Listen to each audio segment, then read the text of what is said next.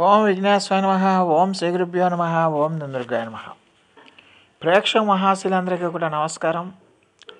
కుంభరాశికి చెందిన జాతకులకి ప్రస్తుతం ఏలినాటి శని జరుగుతున్నది. ఈ ఏలినాటి శని జన్మరాశిలో సంచారం చేస్తున్నాడు శని భగవానుడు. ఈ శని భగవానుడు 2025 సంవత్సరం మార్చి 29వ తేదీ వరకు కూడా జన్మరాశిలోనే శని సంచారం చేస్తాడు. ఆ తర్వాత ద్వితీయ స్థానంలోకి వెళ్తాడు. శని ద్వితీయ స్థానంలో అంటే మీనరాశిలో మళ్ళీ ఇంకొక 2.5 సంవత్సరాల పాటు ఉంటాడు. అంటే మనం సాధారణంగా ఏలినాటి శని అనేది ఎప్పుడు కూడా శని భగవానుడు 12వ స్థానం, 1వ స్థానం, 2వ స్థానాల్లో సంచారం చేస్తున్నప్పుడు వరుసగా 7.5 సంవత్సరాల పాటు దాన్ని మనం ఏలినాటి శనిగా పరిగణిస్తూ ఉంటాం. ఒక్కొక్క రాశిలో 2.5 సంవత్సరాల పాటు శని భగవానుడు సంచారం చేస్తాడు. మొత్తం వరుసగా మూడు రాశుల్లో అంటే 12వ స్థానం, 1వ స్థానం, 2వ స్థానం ఈ 3 రాశుల్లో మొత్తం 2.5 సంవత్సరాలు చొప్పున 2.5 సంవత్సరాలు చొప్పున 7.5 సంవత్సరాల పాటు శని సంచారం చేస్తాడు. ఈ 7.5 సంవత్సరాల కాలాన్నే మనం ఏలినాటి శనిగా మనం చెబుతూ ఉంటాం. 12వ రాశిలోనికి రాగానే అంటే వ్యయ స్థానంలోకి రాగానే డబ్బులు విపరీతంగా ఖర్చు అయిపోతూ ఉంటాయి. ధన వ్యయం మీద దెబ్బతీస్తాడు శని భగవానుడు. అలాగే దరిద్రం ఆవరిస్తుంది, ఇంటి పోరు ఎక్కువైపోతుంది, కష్టాలు ఎక్కువైపోతాయి. మనుషులు ఎవరైనా సరే మీకు హాని తలపెడతారు, వ్యవహార చిక్కులు కలుగుతాయి. ఎటు చూసినా కష్టాలు, నష్టాలు, బాధలు, ఇబ్బందులే ఉంటాయి వ్యయ స్థానంలో శని భగవానుడు సంచారం చేస్తున్నప్పుడు. అయితే జన్మరాశిలోనికి వచ్చినప్పుడు జన్మరాశిలో ఇంకొంచెం ఎక్కువగా శని భగవానుడు మీకు ఇబ్బంది పెట్టడానికి అవకాశం ఉంటుంది. గతంలో మీకు ఏదైనా మిగిలి ఉంటే అది కూడా ఖర్చు పెట్టి ఇచ్చేస్తాడు ఈ జన్మరాశిలో సంచారం ఉన్నప్పుడు. శరీరానికి బాధలు కలిగిస్తాడు. అలాగే అరిష్టాలు కలిగిస్తాడు. బంధువులు చచ్చిపోతారు. మీకు సమీప బంధువులు ఎవరైనా ఉంటే, మీకు ఆప్తులు ఎవరైనా ఉంటే వాళ్ళు పైకి వెళ్ళిపోవడానికి అవకాశం ఉంటుంది. అలాగే వాళ్ళకి కష్టాలు కలుగుతాయి. అలాగే మీ యొక్క పార్ట్నర్స్కి అనారోగ్య సూచనలు ఎక్కువగా ఉంటాయి. అనారోగ్యాలను కాపాడుకోలేక పార్ట్నర్స్ని కూడా కోల్పోవాల్సిన పరిస్థితులు ఉంటాయి. అలాగే గుర్తించలేని వ్యాధులు, మీరు ఎక్స్పెక్ట్ చేయరు పలానా వ్యాధి సంక్రమిస్తుందని, అలాంటి వ్యాధులు పెడతాడు. మానసికమైన ప్రశాంతత లేకుండా చేస్తాడు. పిచ్చిగా ఉంటుంది, మనసు ప్రశాంతంగా ఉండదు, కళాకాంతులు ఉండవు ముఖంలో. చూడండి, లక్ష్మీ కళ అంటారు. లక్ష్మీ కళ ఉన్న వాళ్ళకి ముఖం వెలిగిపోతూ ఉంటుంది. మనం ఈజీగా చెప్పేయచ్చు అలాంటి వ్యక్తుల్ని. ఎప్పుడైతే శని భగవానుడు జన్మరాశిలో సంచారం చేస్తున్నాడో ఆ కళాకాంతులన్నీ పోతాయి మనుషులకి. అలాగే ఇక 2వ రాశిలోకి అంటే ద్వితీయ స్థానంలోకి వెళ్ళినప్పుడు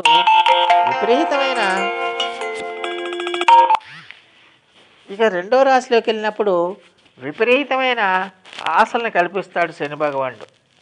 విపరీతమైన ఆశలను కల్పించి మీకు విపరీతమైన నిందలు పడేటట్టు కూడా చేయడానికి అవకాశం ఉంటుంది.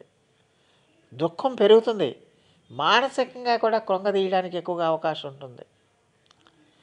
ఇక 3వ రాశిలోకి ప్రవేశించగానే అంటే 3వ రాశి అంటే ద్వితీయ స్థానం, అంటే శనికి ద్వితీయ స్థానం. అంటే 12వ స్థానం 1వ స్థానం, జన్మరాశిలో 2వ స్థానం, 3వ స్థానం ఏమో ద్వితీయ స్థానం. 3వ స్థానం అంటే మీనరాశిలోకి వచ్చినప్పుడు ఆ 3వ రాశిలోకి ప్రవేశించగానే మీకు జనరల్గా ఏంటంటే సర్వశుభాలనే కలిగిస్తాడు.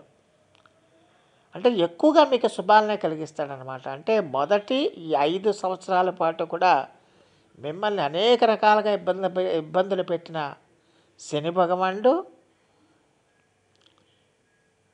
3వ రాశిలోకి రాగానే మీకు ఖచ్చితంగా ఎక్కువగా శుభ ఫలితాలను ఇవ్వడానికి అవకాశం ఉంటుంది.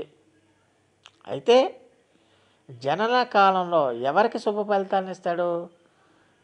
మీరు పుట్టిన కాలంలో శని స్వస్థానాల్లో ఉన్నప్పుడు, ఉచ్చ లగ్నాల్లో ఉన్నప్పుడు, శని ఆధిపత్య నక్షత్రాలందు జన్మించిన వారికి, శని ఉచ్చరాశిలో ఉన్న వాళ్ళకి, శని స్వక్షేత్రంలో ఉన్న వాళ్ళకి, అలాంటి వారికి శని శుభస్థానాల్లో ఉన్న వారికి శని చాలా వరకు కూడా మంచి ఫలితాన్ని ఇస్తాడన్న విషయాన్ని గమనించాల్సిన అవసరం ఉంటుంది.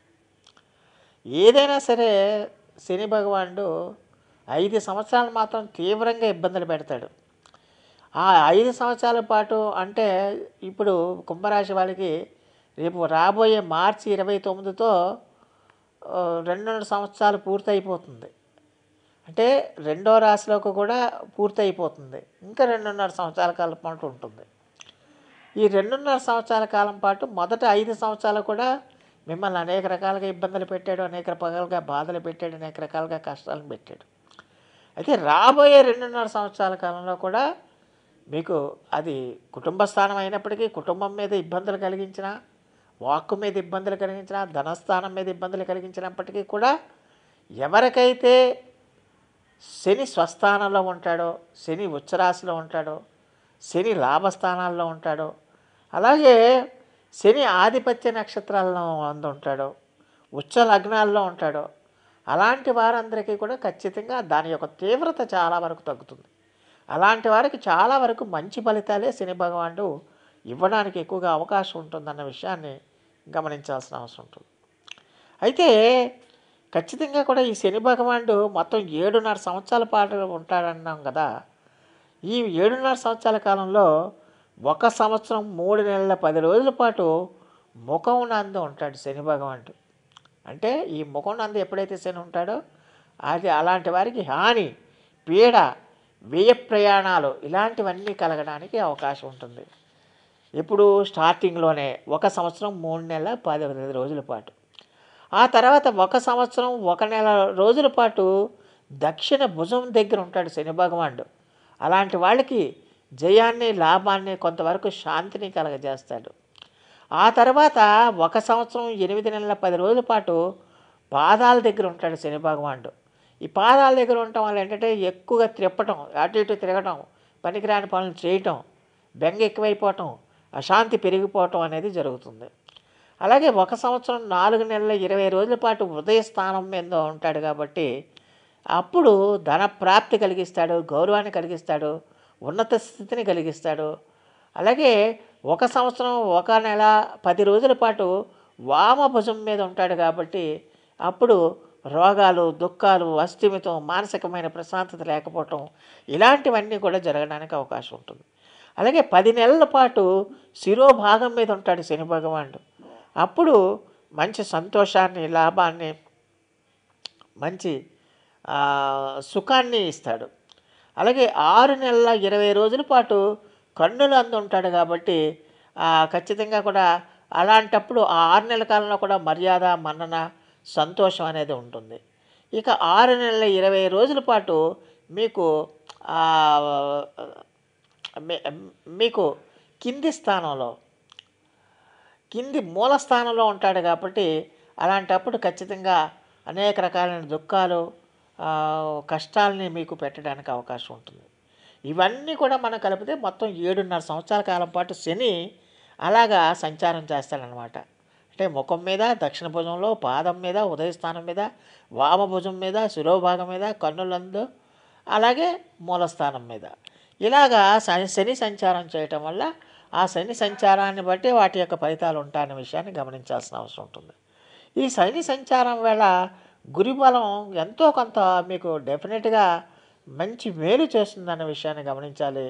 అందువల్ల మీకు ఏ దశ జరుగుతుంది అంటే మీకు ఇప్పుడు శని జన్మరాశిలో ఉన్నాడు కాబట్టి రాబోయే కాలంలో ద్వితీయంలోకి వస్తున్నాడు కాబట్టి ఎక్కడున్నప్పటికీ కూడా ప్రతిరోజు కూడా శని స్తోత్రం, జపం, దాన ధర్మాలు, అలాగే శాంతులు, మృత్యుంజయ మంత్ర జపం, అలాగే శనిపీడ నివారణార్థం మీరు ఎక్కడైనా శనికి తిల తైలాభిషేకాలు ఇలాంటివన్నీ కూడా మీరు చేయించుకుంటే, శని హోమం ఇలాంటివన్నీ కూడా చేయించుకుంటే ఆ శని యొక్క తీవ్రత మీకు తగ్గుతుంది.